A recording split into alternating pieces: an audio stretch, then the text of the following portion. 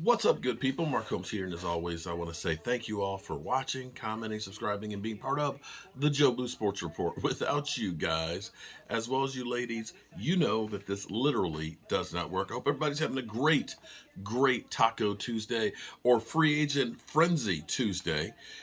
We've got some interesting takes and some interesting news here. If you're a fan of eyebrows has left the left hands up the Commanders and is now headed to Atlanta getting a 2-year $20 million deal. You know what? I'm happy for eyebrows because he's fortunate enough to get out of the Washington Commanders alive. Let's be real here. The Commanders, they're rough on a brother.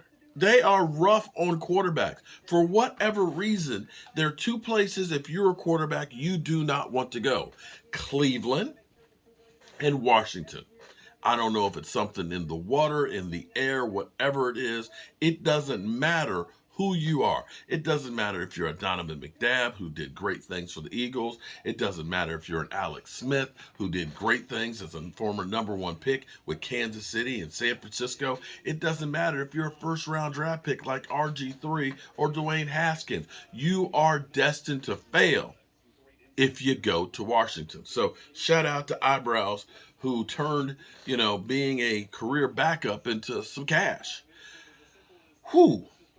There is a report that Lamar Jackson, it's not a report actually, Lamar Jackson tweeted out he has turned down a deal from the Ravens. Now check this out. Check this out. Lamar Jackson turned down a 3-year deal because, see, here's the thing. You want to get the deals that are short term. Okay, the shorter the better. Pat Mahomes basically is averaging 45 million for 10 years. And, by the time you get 6-7 years into that deal, quarterbacks may be paid, I don't know, $70 million a year. In which case, his deal is going to look fantastic. Lamar Jackson got offered a 3-year fully guaranteed contract.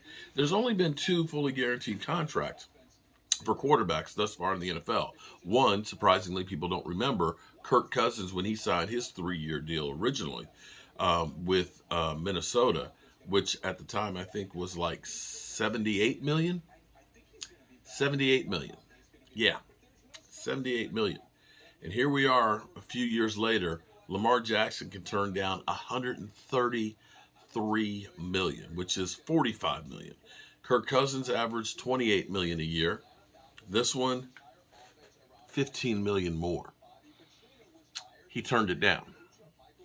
Turned down 3 years, fully guaranteed 133 million. So we don't know what how much he's looking for. Starting tomorrow at 4 o'clock, other teams can start negotiating. So tomorrow at 4 o'clock, other teams can try and get him for 2 number ones.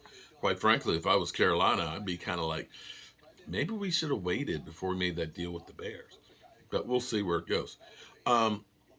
Right now, the other thing that's going on, this is actually an interesting tweet from David Hausman. Shout out to David Hausman, who is always in there bitch slapping, Shady McCoy. This is really kind of cool. A thing I hate is when people blame players for shortcomings of the front office. Noah Brown, who was picked 239, who lost 2 seasons to injury, carved out a role and is still in the league 6 years later. It's not his fault that the Cowboys looked at the wide receiver depth chart and said, that's good enough. And, I have to go ahead and issue Noah Brown an apology because I always call him Clifford Franklin, because of the tipped up pass and stuff. And I mean no disrespect and stuff. But see, this is the thing, that we're killing Noah Brown, a guy who was a late draft pick, who has actually had a good career with from where he started. But he's not the guy that you look at and go into the season and say, we're good. with our number 2 receiver being a guy who was drafted 239th. That's lost years to injuries. That goes back to the Cowboys front office. And this is where we have to look at not only Noah Brown not living up to the expectation that we put onto him because the Cowboys basically said we're good. We also have to look at the quarterback who is throwing to Noah Brown. That if you're going to give Noah Brown a pass to say, Noah, yeah, your pedigree was not to be that guy. You are not, Odell. You are not Davante Adams. You also have to look at it and say, yeah, Dak, you're not throwing to Davante Adams. You're throwing to Noah Brown. So this is where we go back to the Cowboys as teams are out here trying to get players left and right and stuff and trying to improve their team. The Cowboys' philosophy is we believe in our own guys. The problem is our own guys haven't been enough to win it all. Now, Jane Slater, she tweeted this out about an hour ago too.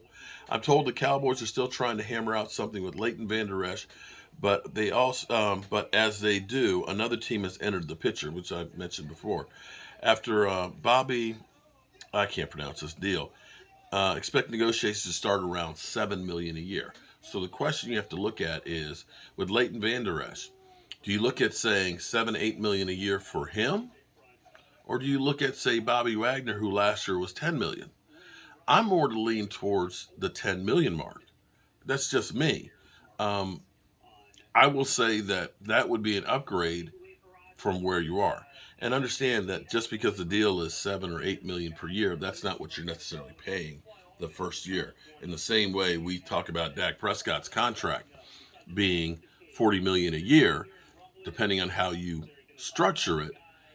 Dak Prescott was 16, 17, and $27 million as far as cap hits, 3 years down in his deal. So that's where we are with what we've got going on.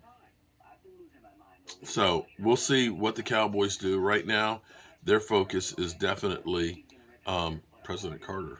Did he?